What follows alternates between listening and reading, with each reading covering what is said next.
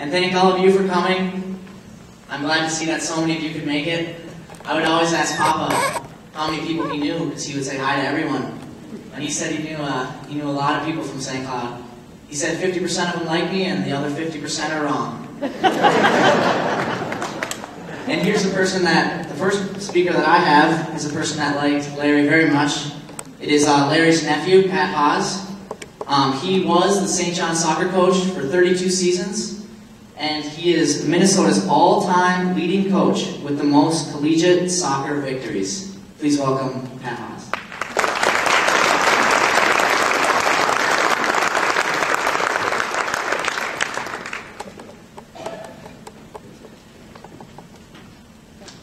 Good afternoon.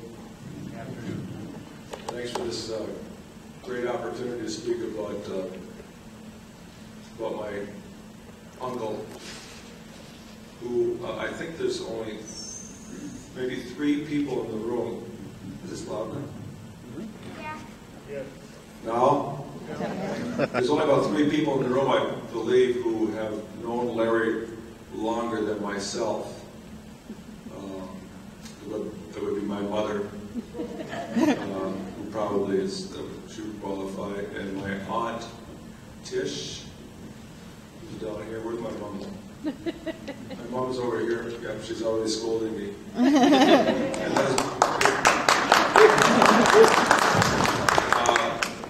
Is Ease is here on Ease? She left. How about Mary Ellen? Aunt Mary Ellen. Okay.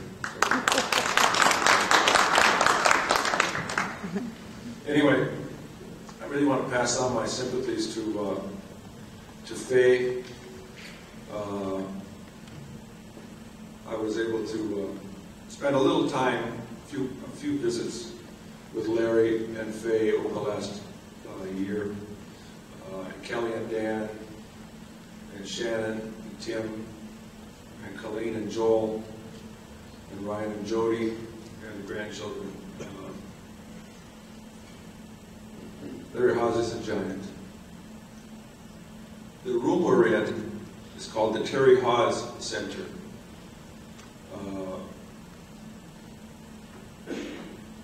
Having something named for you is just beyond imagination. Kind of like what Bubba said yesterday. Bubba Watson, the Masters champion, when they asked him, "Did you ever think this could happen?" He says, "No, I never dreamt that far." And being able to celebrate Larry's life in the Terry Haws Center, for me, is a real personal thing. Terry was my father. I heard somebody one time say that you're not really dead till nobody remembers you were alive. I'm going to tell you right now, we need to get something done for Larry Haws, like the Terry Haws room.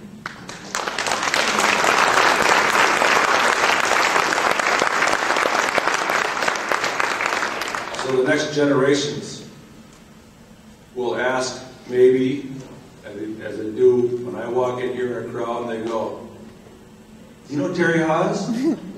"Yeah, let me tell you about him." So people will ask, "Who is that Larry Haws?" It's really, it's a phenomenal experience to be able to have that.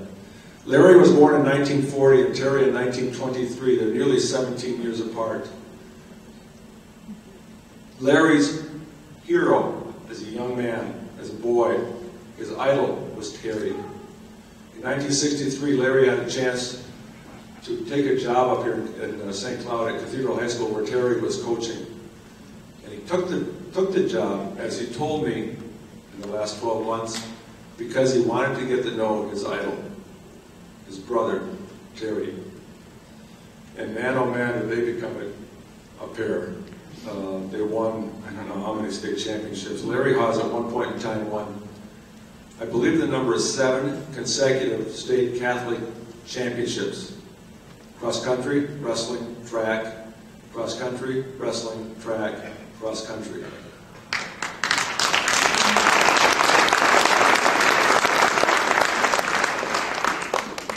And he did it in the same manner that he did it. He was coaching, I bet he said the same things to Kelly's team and to Colleen's team. It's just that he understood life at this most basic level. Larry was my geometry teacher. He taught me everything but geometry. Steve Taylor was in there, weren't you? Raise your hand if you're a geometry or non-geometry student of Larry Haws.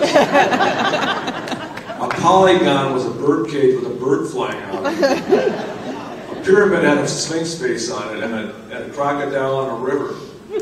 We learned about life in that class. Well, one time, somebody in the administration must have gotten on him about this lack of teaching geometry. And he, for about a week, just hammered us with geometry. It was the first and only time I heard about cosines from him, which is a critical part of geometry. For about a week we got hammered with it, and then he gave us a test on Friday.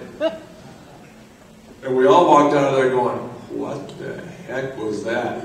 And on Monday, Larry started reading our results. I'm his nephew. I know I'm going to be fine, right? Here he goes. Here's just in alphabetical order. He just sat there on his desk and he read us the results, our tests. Scott Corrigan, F. Steve Taylor, F. Gary Eddington, A. Gary Eddington got A's in everything. That would have been a farce to fail him. Tom Fenice, F. Tim Gallagher, F. Pat Haws, F+. Pat Heigl, F. And that's how it went. So I got the second highest grade in there. That was my impetus to becoming a math major at St. John's and pursuing a math degree. Although I have to tell you, I'm not convinced Larry ever understood math at all. Maybe that's why we never taught us. I asked him when I was a freshman at St. John's if he could help me a little bit with calculus. And he said to me, go bleed in the corner by yourself. Although Larry was a man of many words, he also could be a man of few words. He put my athletic career into 15 words one day. He said, Pat, you played football on the bench, you wrestled on your back, and you pole vaulted on the ground.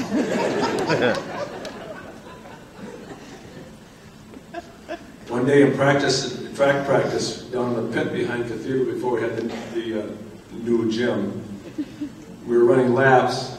I don't know, maybe repeat, what is that, 250 yards? 220. Something like that, yeah. And I was about 5 laps behind everybody. I went right by Larry, and he was reading splits to everybody. When I went by, he said, Pat, what day did you leave?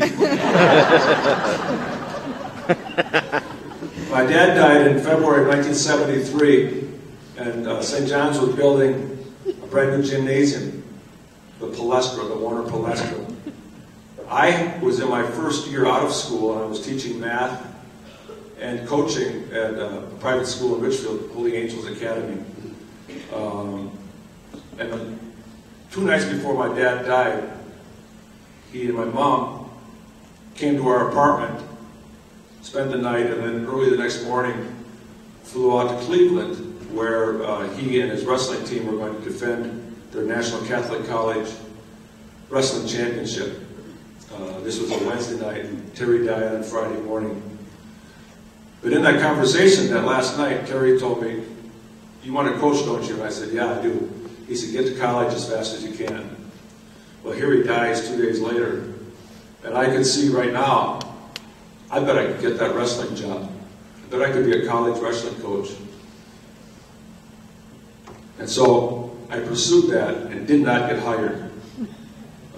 But St. John's was building a brand new swimming pool on campus, and they were talking about a swimming team, and there was nobody on campus who could run the swimming pool. Well, Terry Haws and I ran municipal pool for several summers in the summertime. So, one day in June of 1973, Larry and I sat in the lifeguard office at Municipal Pool to compose a letter to then athletic director at St. John's, Coach Jim Smith, detailing why Pat Haws should be the swimming coach. I had never seen a swimming meet in my life. Probably a major detail. Although I take that back, I was on Mike Chop, remember Mike Chop? Yeah. I was on his swim team for a half an hour one time when I was about 10 at noon. And all we did was just stuff on the dry land, was pulling on cords and stuff. I wanted to swim. This was stupid, so I just stopped and went home and finished lunch with Casey. But we put together a list of why I should be the swimming coach. Number one, I know about chlorine. Number two, I count the money at the pool. Number three, I can vacuum the pool. Number four, I can clean the pool. Whatever. It was an ungodly list. It had nothing to do with swimming. And in June of '73, a few weeks later, I was hired to start the swimming team at St. John's University. And I don't know if the rest is history, but in some respects it is. I spent 25 years there, and I called Larry a number of times. Larry, what do you think? Well, what do I do now? And I don't know if I should give you all the advice he gave me. But he was an incredible influence on a lot of us who had him for a teacher or a coach. And I can tell you that the new St. John's University soccer coach, John Haws, will tell you, I can't help, I'm a crybaby sometimes, will tell you that Larry Hawes' influence on John, on him, from his days as a roller, probably is the most important influence sports-wise in his life. Larry taught him how to walk, talk, eat, poop like a champion. Because Larry would do that. I mean, that was all part of it, wasn't it, Colleen? Yep. It's all part of it. Things I learned from Larry Haws. I had him out at St. John's one time to talk to my college team as we're getting ready for the national quarterfinal NCAA game. And he came out and rolled around on the ground. I have no idea what he was doing, but I did hear him say, "Scout the teacher's desk." It's on the teacher's desk that the book sits, that the questions to the tests are coming from. So find the book, find the different books, scout the teacher's desk. Coach a skill as if I am learning to tie my shoes. Be able to break down that skill to first you make a loop and then you run the thing around. Don't just say you hit off your chest and drop it down here and then get frustrated. Price my soccer camps on the poor kid's budget. Don't overprice your product. Let everybody in. Reach out to all religions, races, and creeds. See a champion in everyone you meet. Never, never quit. This one I was always stunned with. Let the folks have your home phone number. Larry gave out his home phone number. He had the nerve to be that honest with people. He told me one time in the 1980s, "Pat, you know what? One day I might run for public office." "Really? What are you going to run for?" He said, "I don't know. Maybe governor? But when I do, I'm going to win." Did he win elections? Unbelievable. And the secret was the toothpick lawn sign. Who's got one of those? One of those toothpick lawn signs, yep. The world's smallest, yep. One of the last visits, probably 2-3 months before he died, I asked him, he was very quiet now. Larry Haws was not quiet to visit with. When you went to visit with Larry, when you talked with Larry, Larry talked, you listened. But it was getting to the point where there was quiet time. And I asked Larry, what's his proudest moment of his life? I thought he'd come up with 7 state champions in a row, my family, something in there. According to Larry, his most proudest moment in his life was replanting planting the trees in St. Cloud after the Dutch elm disease. That's something. All volunteers, 100,000 trees or something to that extent. I did not look at the table that's dedicated to that. I was lucky enough to be with Larry at the moment he died, purely by accident. I did not, had I known he was going to die, I don't think I would have gone to the house. But I mean, makes it sound like I visited all the time. I visited about 5 or 6 times in the last year. It scared me at the thought to go visit Larry Haws. As somebody I know said, he's showing me that he's just a mere mortal. I thought he was a god. But I happened to be there, and we were listening to, they've released, the family now has released 100 plus stories of Larry's talking about, I mean, his stories, his favorite things that happened in his life. And they're on his Caring Bridge site now. You can go, and it's a big list. I could not believe the list that's been uploaded to that site. And so Kelly is going through the little notebook, and she's pulling out his favorite stories. And that's what's happening. The father, Al, has just been there and blessed Larry. And we kind of stopped the recordings, but we're listening to Larry's voice telling us his favorite stories when he died. And we're just kind of communing with Larry. So the last voice he heard, of course, was his own, which was appropriate. Because when you visit with Larry, you didn't get a word in sideways. At least I did. He talked. I'm sure he was thinking that I'm already at the pearly gates and they're reviewing my life. And that guy's voice sounds just like mine.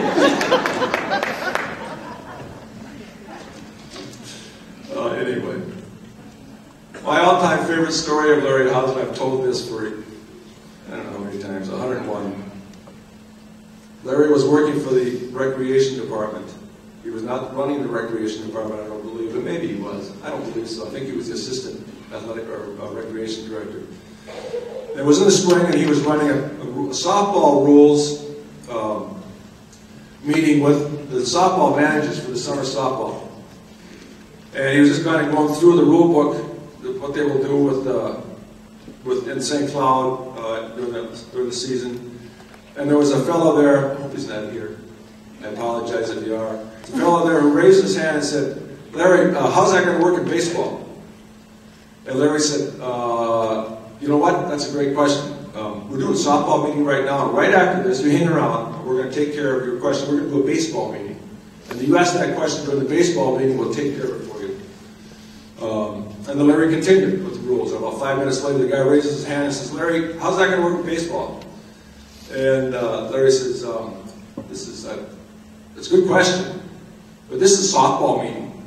And we're going to have, after this, we'll have a baseball meeting. You hang around for the baseball meeting, ask your baseball question at the baseball meeting, and I'll take care of you. And a few minutes later, Larry, how's this going to work in baseball? Listen here, you jackass. I told you twice. This is a softball meeting. The next morning, Mayor Al Lair calls Larry Haws. Larry, would you come to my office, please? Larry and Al Lair were great friends. Larry said, sure, be right there. Goes, runs across the street, walks in. Who's sitting there? But the jackass. Mayor Lair says to Larry, Larry, did you call this gentleman a jackass in a meeting last night? Yes, Mr. Mayor, I did. Well, what do you think we should do about that? Larry says, well, if you think it'd help, I'll have a bale of hay dropped off at his house.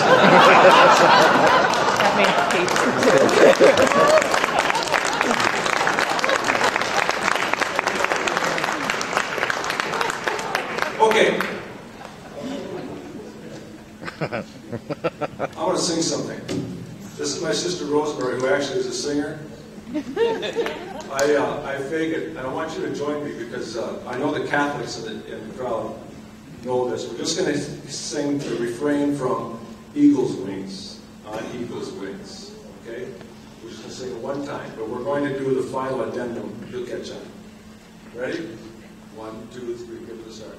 And I will raise you up on eagle's wings, bear you on the breath of God, make you to shine like the sun, and hold you in the palm of His hand, and hold you in the palm of His hand. We love you, Larry Haws.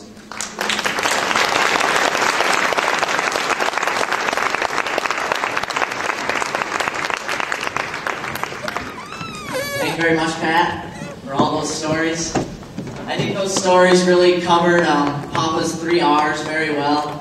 His 3 R's were running, wrestling, and arithmetic. So, those were his lessons to me. Our next.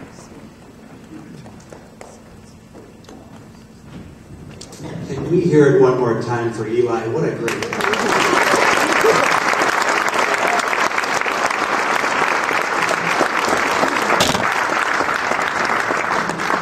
What an honor to be able to co-MC this with such a bright young man and grandson of Larry. Just want to let you all know that any extra food here tonight is going to the Place of Hope. It's being donated to the Place of Hope. And again, thank you all for staying beyond that 5 o'clock hour. There was nothing magical about that, but there's a lot of magic still left in this room. There's a point. It was for one of my birthdays. Larry gave me the book Don Quixote.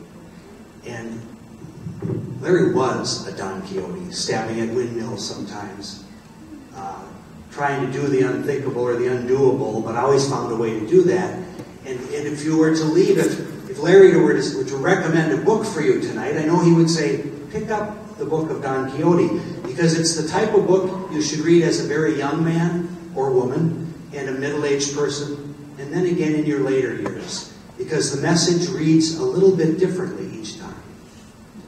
And if you would let me share with you those words when people said to Don Quixote, well, don't even try. It's life as it is. Don't try to overcome that. It's life as it is. Don Quixote spoke these words. I've lived for over 70 years, and I've seen life as it is.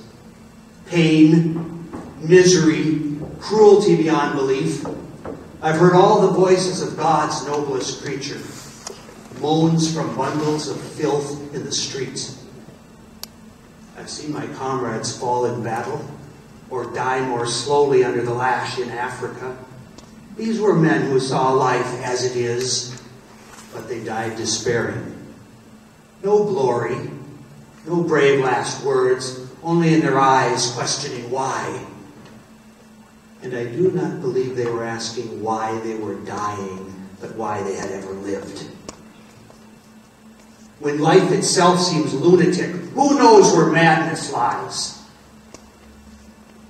To surrender dreams, this may be madness. To seek treasure where there's only trash. Too much sanity may be madness. But maddest of all is to see life as it is and not as it should be.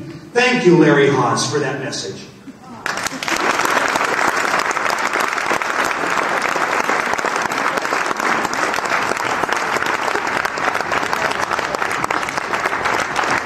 Thank you so much. Good night, everybody. Thanks for being here.